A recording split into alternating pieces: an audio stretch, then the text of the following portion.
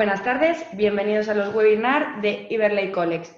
Hoy estamos con don Emilio González de Romero, que es abogado especialista en Derecho Civil, además de autor de diversas obras. Con motivo del lanzamiento de su obra El abogado ante la casación civil, a continuación haremos una webinar en donde don Emilio nos hablará sobre las partes fundamentales de su última obra y nos explicará de manera muy didáctica conceptos sobre esta figura jurídica que de seguro serán muy útiles para todos los profesionales. Sin más, damos paso a don Emilio. Buenas tardes, gracias a Colex por la invitación a participar en esta herramienta tan innovadora y tan didáctica y por haberme publicado el libro. Lo que vamos a hacer es un breve análisis de lo que ofrecemos al posible lector, a los compañeros, y para ello lo primero que hacemos es presentar cuál es el objeto realmente del abogado ante la casación civil. El libro se centra en el día a día del pequeño despacho, es decir, despachos unipersonales o despachos con pocos abogados que se encuentran con una sentencia de la Audiencia Provincial desestimatoria de sus pretensiones y con un pie de recurso ante el Tribunal Supremo por infracción procesal o por casación que en muchas ocasiones no deja de ser un derecho poco explorado del cliente que se desecha, que no se prosigue, que incluso se investiga o se analiza para ver si hay posibilidades, y además le hace prescindir al despacho de una fuente de ingresos que se desperdicia, que se podría desperdiciar. Porque si se hace un estudio honesto y reflexivo de las posibilidades de acceso al recurso extraordinario de casación civil, podría ser evidentemente generador de una serie de honorarios. Como decimos, está dedicado fundamentalmente al pequeño despacho, aunque no quita que los grandes despachos, que ya siguiendo la tradición anglosajona tienen letrados dedicados expresamente a escritos complejos, también puedan utilizarlo como una herramienta de acercamiento a la casación innovadora, por lo que ahora posteriormente diremos. Porque una segunda finalidad del libro, aunque la analizaremos primero, es cubrir esa cierta carencia bibliográfica que existe en nuestro paisaje literario jurídico, por cuanto resulta sorprendente que todos los libros sobre la casación civil efectivamente analizan las normas, analizan los criterios del Tribunal Supremo, establecen formularios o sugieren formularios, pero se dedican a guiarnos en los trámites sin que en ninguno de ellos, hasta hoy en día, hasta este primer libro, haya un análisis crítico y que cuestione de alguna manera la práctica del Tribunal Supremo de los acuerdos estableciendo criterios de sala. Lo primero que tiene que saber el lector que se acerque al libro es contestar a la pregunta de si tiene un derecho constitucional al recurso. El derecho constitucional al recurso no existe, salvo en vía penal. Por lo tanto, es muy importante partir, para acercarse a nuestro libro y para acercarse a la técnica casacional, es muy importante partir de que tanto en la jurisdicción civil como contencioso administrativa como social podría no haber recursos. Constitucionalmente está establecido por jurisprudencia reiterada del Tribunal Constitucional que podría no haber recursos en esas jurisdicciones y sería la tutela judicial efectiva estaría plenamente respaldada por el derecho a una sola resolución judicial, salvo, como decimos, en la jurisdicción penal, que sí es constitucional el derecho a una revisión. Pero también matiza el Tribunal Constitucional y dice, pero si se regulan, es decir, si se regulan esos recursos extraordinarios, tiene que haber la máxima protección, tiene que estar la seguridad jurídica garantizada, el principio de legalidad garantizado y la tutela judicial efectiva garantizada.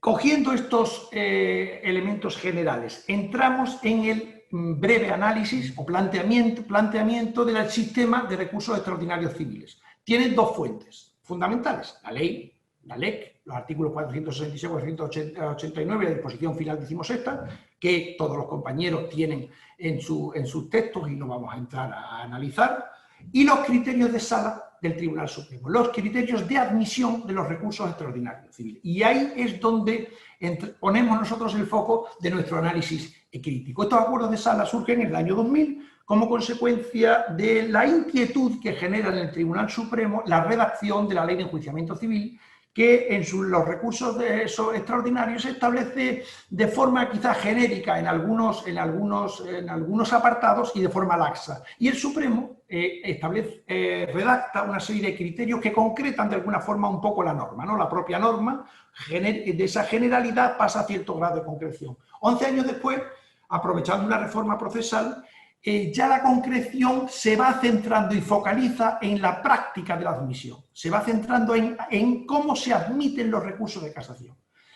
Y 6 años después, en los acuerdos de enero de 2017, se establece realmente un verdadero cuerpo normativo por parte del Tribunal Supremo, son más de 19 folios, de criterios sobre admisión, que realmente se establece en algunos aspectos elementos muy, muy restrictivos y cuestionables, como seguidamente veremos.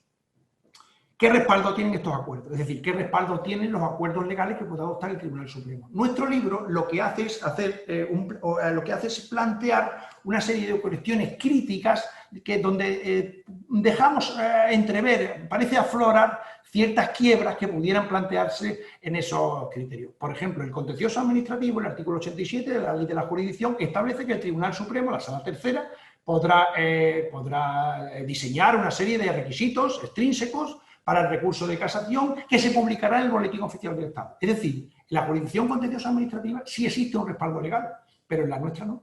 En la civil no hay un respaldo legal a esa práctica del Tribunal Supremo de esos criterios de sala. Se ampara en el 264.1 de la Ley Orgánica del Poder Judicial, que permite que las salas se reúnan para unificar criterios o para coordinar prácticas procesales.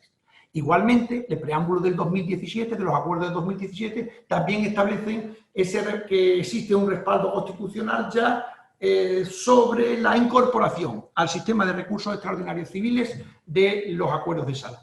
Lo que ocurre es que plantea ciertas dudas algunos aspectos. Por ejemplo, la posición reiterada del Ministerio Fiscal en muchos autos del propio Tribunal Constitucional es solicitar la nulidad de esa resolución del Tribunal Supremo que no admite el recurso de casación porque se ampara en criterios que no están sujetos a norma y por lo tanto, al no ser una norma, no estaría dentro del principio de tutela judicial efectiva.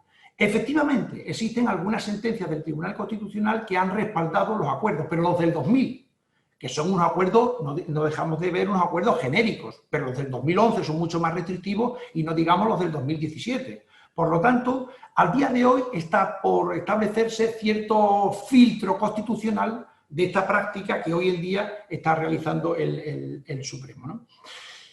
La sentencia 7/2015 del Tribunal Constitucional, además, viene a aludir a normas. Es decir, se pueden establecer criterios de admisión de recursos extraordinarios por normas y del legislador. Pero es que los acuerdos de sala, de la Sala Primera del Tribunal Supremo, ni son normas ni los hace el legislador, porque lo está haciendo el juzgador.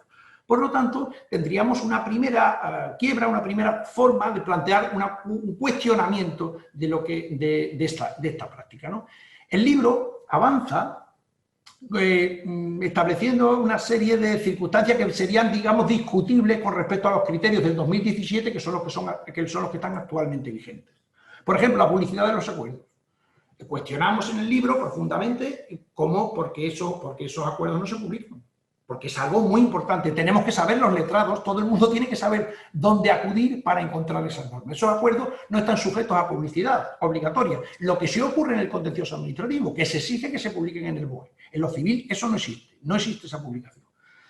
La sistemática y la organización, los criterios, en algunos aspectos están demasiado desorganizados, un párrafo detrás de otro. Por ejemplo, el error patente se introduce dentro de otros párrafos sobre el recurso de infracción de ley y en realidad no hay una verdadera sistematización en epígrafes y subepígrafes, lo que no permite organizarlo o, por ejemplo, referirlos en los recursos de casación y además a lo mejor no encontrarlos de una forma inmediata por parte de la Sala de Admisiones del Tribunal Supremo. Es decir, es algo que habría que ver. Luego cuestionamos profundamente el que creemos que es la principal quiebra de estos requisitos establecidos en el 2017 por el Supremo. Porque el interés casacional, la jurisprudencia de audiencias provinciales, ahora se exige que sean 2 sentencias de las 2 secciones de audiencias provinciales distintas. Bueno, si en 2011 se permitían secciones de la misma audiencia provincial, porque 6 años después ya no se permiten secciones de audiencia provincial y de pronto aparecen secciones de distintas audiencias provinciales. ¿Por qué? Eso no se ha justificado en ningún sitio. Es más, establecida la naturaleza de las secciones de audiencia provincial por el Tribunal Constitucional, que reiteradamente ha dicho que esas secciones tienen naturaleza de órgano judicial independiente como para generar jurisprudencia en su ámbito, es evidente que secciones contradictorias, sentencias de secciones contradictorias de la misma audiencia provincial podrían ser perfectamente alegables. Sin embargo, donde no distingue el legislador, lo hace el intérprete. Estaríamos, en este caso, creo que estamos más cerca de la arbitrariedad y la decisión sin ningún tipo de justificación que de una verdadera coordinación de práctica procesal. La limitación, igual ocurre con la limitación opositora de la parte recurrida. En los criterios de sala ahora establecen que una interpretación o cuanto menos cuestionable del artículo 485.2 de la ley, que dice que en el escrito de oposición también se podrá alegar la causa de la admisión de recursos que considere el recurrido y que el tribunal no haya tenido en cuenta. Y ahora la sala establece los acuerdos de 2017 que eso se refiere a lo que llama causa de inadmisión absoluta y la diferencia de lo que llama causa de admisión relativa. Primero establece unas cláusulas de admisión distintas, hace una distinción y una vez más donde no lo hace el intérprete, establece unas nuevas categorías y realmente se produce un vaciado del artículo, porque si ustedes lo comprueban tranquilamente en sus normas, verán que si ese 485.2 lo dedicamos única y exclusivamente a lo que llama causa de inadmisión absoluta, es decir, no se haya pagado los 50 euros de depósito, la sentencia no sea recurrible, le falta el cumplimiento de los presupuestos para recurrir en casos especiales o el plazo, realmente si tiene que pasar el filtro de la audiencia provincial y de la sala de admisión del Tribunal Supremo, si esas causas de inadmisión, que diríamos que son gruesas, no se dieran cuenta la sala de la audiencia provincial ni la del Tribunal Supremo, poco puede hacer ya un recurrido, porque evidentemente se van a dar cuenta de esos errores del recurrente. Por lo tanto, se está vaciando de contenido de facto el 485.2. Pero es que además, al final de ese apartado, verán ustedes, por el contrario, las denominadas causas relativas de inadmisión referente a mera técnica casacional deben entenderse en principio resueltas en el auto de admisión. Primero, en derecho civil, lo de entenderse en principio resueltas, en principio de justicia rogada, viene a exigir que lo que yo pida se me resuelva. En segundo lugar, y lo más importante, hay una locución ahí. Dice, en principio, deben entenderse en principio resueltas y en final. Quiero decir, ¿qué pasa? Entonces, ¿podemos alegarlas porque podría haber una posibilidad de que usted me las admitiera? Es exigible una redacción mucho más ajustada de estos criterios. Pero además, en el libro reflejamos el futuro, lo que puede ser el inmediato futuro, que en algún caso ya está aquí, como es el de las audiencias provinciales de Madrid. La Audiencia Provincial de Madrid, que en la sesión de 19 de septiembre de 2019 de las secciones civiles ha acordado asumir las causas y las consecuencias de estos acuerdos de sala del Tribunal Supremo para los recursos de apelación en cuanto a los aspectos formales, ¿no? ¿Qué ocurre? Hombre, pues esto tiene tres críticas fundamentales. En primer lugar, se puede producir una revisión apelativa del 456.1 que dice que podemos revisarlo todo en la apelación y, sin embargo, esta restricción ya nos está reduciendo los artículos, ya nos está reduciendo las posibilidades, nos está circunscribiendo a 25 folios Times New Roman 12, nos está circunscribiendo a ese espacio la posibilidad de un recurso. Cualquiera de los compañeros que estén leyendo viendo esta webinar, saben que hay asuntos que son complejísimos en los que yo demando, por ejemplo, a un médico, al personal sanitario, al hospital y a varios seguros, y te puedo tener varias contestaciones a la demanda, o en una demanda de proceso constructivo en la que demando a promotor, constructor, arquitecto técnico. Es decir, podemos tener pleitos muy complejos que no se pueda resolver una apelación en 25 folios. Times New Roman ha interlineado 1,5, que es lo que está diciendo el Tribunal Supremo. Por lo tanto, es realmente cuestionable que la Audiencia de Madrid pueda establecer eso. Pero además, si observan, volvemos hacia atrás, al final dice, sometido a votación, se aprueba por mayoría. ¿Qué ocurre? ¿Y la minoría? Puede haber magistrados de la Audiencia Provincial de Madrid que no tengan en cuenta esos criterios, porque ellos no están de acuerdo. Porque además el 264.3 de la ley permite que en esos acuerdos de sala, cuando algún magistrado no esté de acuerdo, podrá apartarse de ellos justificándolo. Con lo cual se está creando una nueva inseguridad jurídica, porque puede ser que el recurso de apelación, en función del magistrado que me toque en la Audiencia Provincial de Madrid, me lo admita o no me lo admita, trámite. Pero ¿qué pasa en el futuro? Porque en el futuro peligran los encabezamientos de las alegaciones en apelación. ¿Quién dice que en el futuro no se puede acordar la Audiencia Provincial de Burgos o la Audiencia Provincial de Lérida y decir, pues nosotros ahora vamos a introducir que efectivamente todos los motivos de los recursos de apelación tienen que estar encabezados, porque nos tienen que explicar lo que van a pedir, porque yo no tengo la obligación, no sin cierta razón, lleva el Supremo cuando establece ese criterio, no tiene la obligación de estar buscando en el motivo lo que le están pidiendo. Pero claro, eso se traslada a las audiencias provinciales. ¿Realmente nos van a poder establecer a lo mejor en el futuro encabezamientos? Y por último, algo absolutamente fundamental en este caso, la publicidad de los acuerdos de audiencias provinciales. La Audiencia Provincial de Madrid adopta este acuerdo, pero no se publica en ningún sitio. Yo, letrado de Sevilla, o un letrado de Gerona, o un letrado de Orense, viene a presentar un recurso de apelación en un asunto que tiene en Madrid.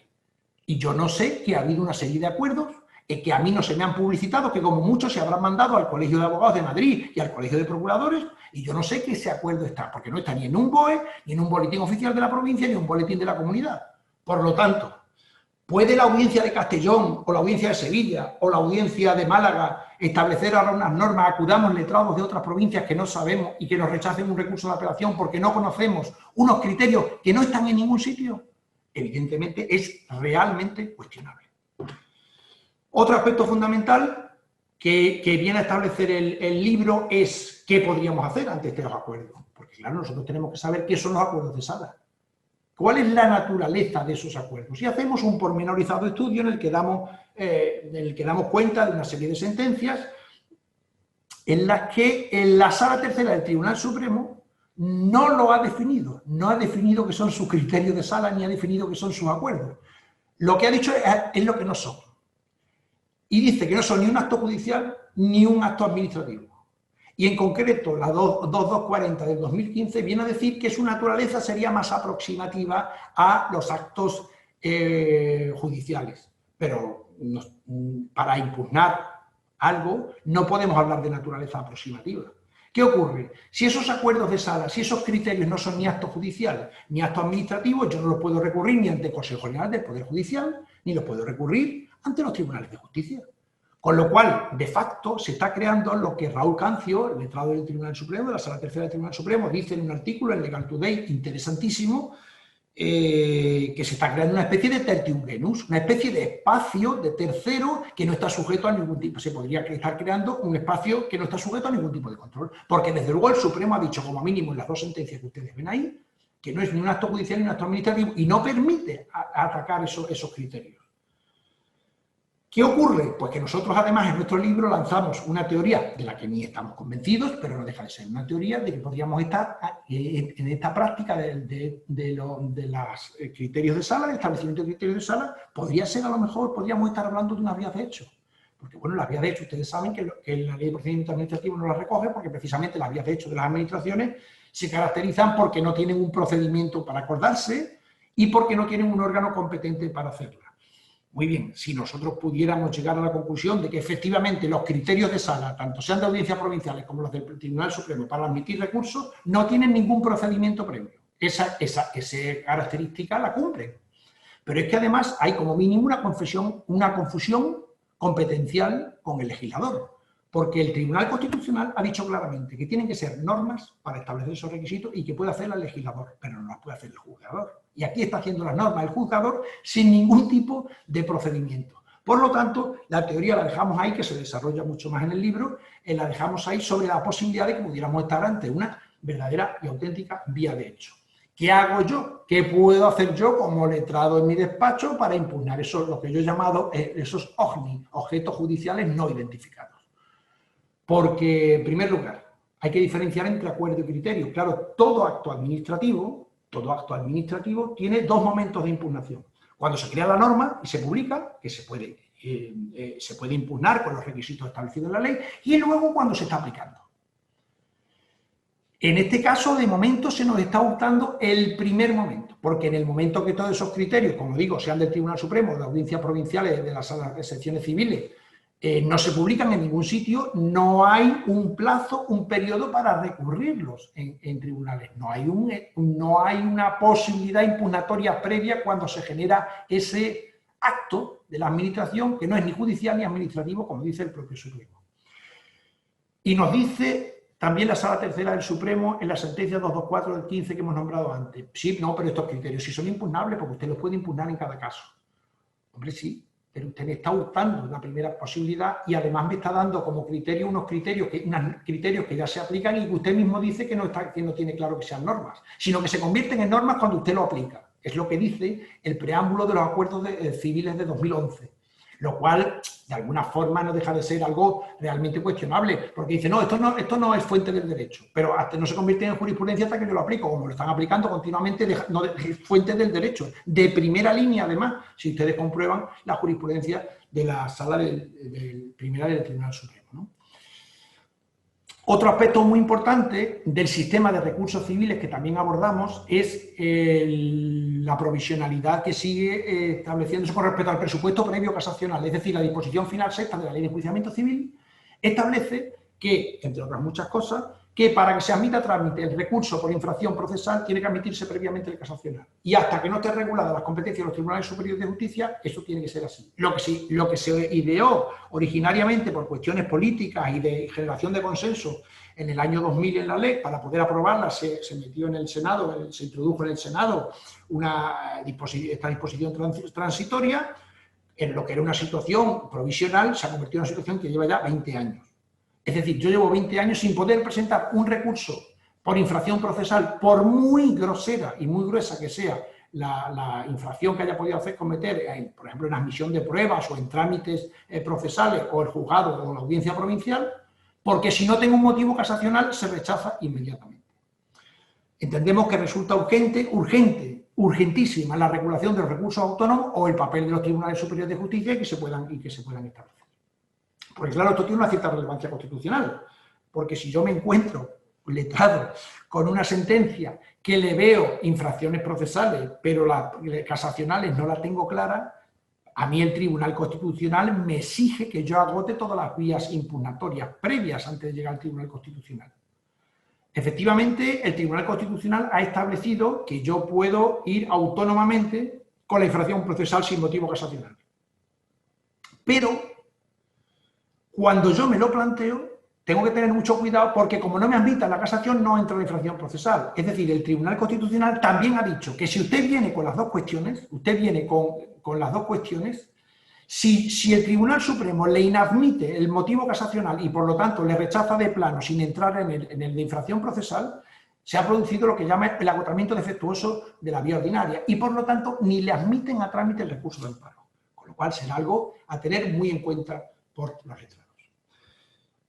Una vez establecido esta valoración previa sobre el sistema de recursos extraordinarios, sobre todo la nueva situación que han generado los recursos del 2017, el libro lo que hace es, en la última parte, establecer un verdadero acercamiento a la casación civil del despacho de abogados. Y se establecen una serie de consejos prácticos, tanto para el recurrente como para el recurrido. Imaginemos letrado Nobel o letrado que hace 10, 15 años, 8 años que no presenta un recurso de casación. Pues tenemos un libro que es una herramienta para un primer acercamiento a esa nueva técnica casacional que es muy novedosa, sobre todo desde el 2017, y que exige ya un escrito muy complejo. Entre los 12 pasos para el recurrente casacional, que tienen ustedes en el libro todos desarrollados, podemos hacer, digamos aquí, una reseña en el sentido de indicar que lo primero que tiene que hacer el recurrente es poner el contador profesional a cero. Yo puedo ser un magnífico abogado, puedo llevar muchos pleitos ganados, puedo tener muchos años de experiencia, pero si yo no he presentado un recurso de casación desde el 2017, ojo con lo que hago. Contador profesional a cero. Me descargo de todas las virtudes y de todos los defectos en lo posible y tengo que hacer como si estuviera haciendo mi primer procedimiento. Es lo primero que recomendamos. Que se identifiquen los motivos casacionales. Tengamos en cuenta que ahora no se resuelve mi asunto, sino que el Tribunal Supremo ya solo está para crear doctrina. Ya no resuelve mi pleito, sino que crea doctrina, que es distinto. Busquemos una propuesta original y, en segundo lugar, identifiquemos los motivos procesales. Fundamentalmente podremos entrar solo en error patente porque la valoración de la prueba no es recurrible en casación y desde luego es necesario que haya habido una denuncia previa de ese elemento procesal. Ante la duda, abstenerse. Hay que ser muy honrados con el cliente, es una técnica muy difícil, los vientos restrictivos de las admisiones son enormes, son muy fuertes, soplan muy fuerte y por lo tanto, una vez hecho el estudio honesto y reflexivo, probablemente si tenemos muchas dudas de lo que vamos a hacer, lo recomendable sea no meternos en nada. Yo desde luego recomiendo que lo mismo que acudimos a contratar peritos para accidentes de tráfico o médicos para que nos asistan en el baremo del daño corporal, se puede acudir a abogados expertos en técnica casacional, que hay por ahí muchos despachos que se dedican sobre todo a la técnica de casacional civil, para solicitar un dictamen o solicitar incluso una colaboración. Es perfectamente factible. Una vez que hemos decidido presentar el recurso, pues es muy probable que lo primero que haya que hacer es informar al cliente de las posibilidades, explicarle la nueva situación extraordinaria. No basta, desde mi punto de vista, con simplemente decirle tenemos un recurso más, hay que sentarlo en el despacho, hablar con él, renovar el arrendamiento de servicios y explicarle los riesgos y la nueva situación, que además vendrá también generada por lo que haya ocurrido en primera y en segunda instancia.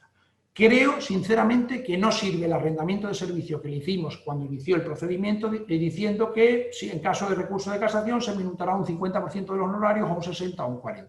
Hay que explicarle mucho más al cliente en la nueva fase extraordinaria en la que entramos y sus posibilidades. Pánico cero ante el folio. Una vez que el cliente nos ha autorizado, vamos allá. Venga, adelante. Pero mucha precaución con los formularios, ¿eh? Yo recomiendo la inversión de lo que hacemos normalmente. Recogemos formularios o escritos o recursos que nos pasan compañeros bien intencionados. Yo recomiendo la inversión del procedimiento habitual y que apliquemos la famosa frase de Jean Giraudoux, que no hay mejor forma de ejercitar la imaginación que el derecho, ¿no? Que ningún poeta ha interpretado la naturaleza como los juristas o como los abogados interpretamos las leyes. Pues quizás algo de eso haya que hacer. Es decir, yo sugiero que nosotros hagamos nuestro escrito y posteriormente cojamos formularios y los escritos que nos pasen los compañeros. Hay un margen de flexibilidad en la extensión, sin ningún género de duda. Esos 25 folios, el Tribunal Supremo los pone como indicadores, pero si se necesitan realmente 30 folios o 15 folios, creo que a nadie le van a admitir un recurso por esa circunstancia. Hay una serie de fallos que son muy habituales cuando se repasa la jurisprudencia del Tribunal Supremo sobre las inadmisiones. No se pueden cambiar los hechos fijados en sentencia, es clarísimo. No se pueden poner motivos procesales o formales. La LEC no se puede alegar en los motivos casacionales, ni en las normas sustantivas se pueden alegar en los motivos procesales, es algo importantísimo. No se permite ninguna sucesión de infracciones en motivos, sino que cada infracción debe llevar su propio motivo, y el error patente, que se presenta muchas veces por el 469 1.2, es por el 469 1.4. Bueno, en cuanto a las vistas, pues informar al cliente, prepararlo todo, no cabe la impugnación de costas, como ya he dicho. Aquí es muy importante la nevera. La nevera es uno de los pocos pasos que creo que sí que hay que mantener con respecto a escritos anteriores. Es dejar descansar el escrito, el recurso de casación hay que dejarlo descansar 8 o 10 días, lo considero que es absolutamente fundamental. Hay que dejarlo descansar 2 o 3 días de los 20 días que tengo, dejarlo descansar para que nos permita afrontar una serie de posibles errores o de perspectivas distintas. Igualmente con el resto de pasos, con respecto a la admisión, la posible admisión y a la resolución definitiva, que nos dará el libro. Lo que hace es darnos en esa segunda parte una visión no de actitud, que eso le tiene que sobrar al letrado una vez que estudie el asunto, sino de aptitud, es decir, la forma de afrontar y de acercarse a la técnica casacional el recurrente. Y lo mismo hacemos en el otro lado, nos vamos al recurrido. Igualmente el recurrido casación novel, el libro lo que hace es ofrecerle una serie de aspectos, en algunos casos parecidos al recurrente, en cuanto a la forma de afrontar una técnica tan sumamente novedosa como es la nueva técnica casacional. Y en este sentido se repiten muchos esquemas, muchos pasos de la casación, del recurrente, y lo que conseguimos de alguna forma es establecer las dos caras de la misma moneda, un acercamiento previo y provisional del letrado para ayudarle a que su aventura, tanto como recurrente casacional o en su caso forzada como recurrido casacional, pueda llegar a buen término. Muchas gracias y espero que el libro sea de su interés. Buenas tardes. Bueno, pues muchísimas gracias, don Emilio, por esta explicación. Siempre es un placer contar con usted. La verdad es que ha sido una explicación magistral y esperamos que pronto volvamos a vernos en otra webinar. Muy agradecidos de su colaboración en Iberley College y hasta pronto. Igualmente, un saludo a todos y muchas gracias por todo.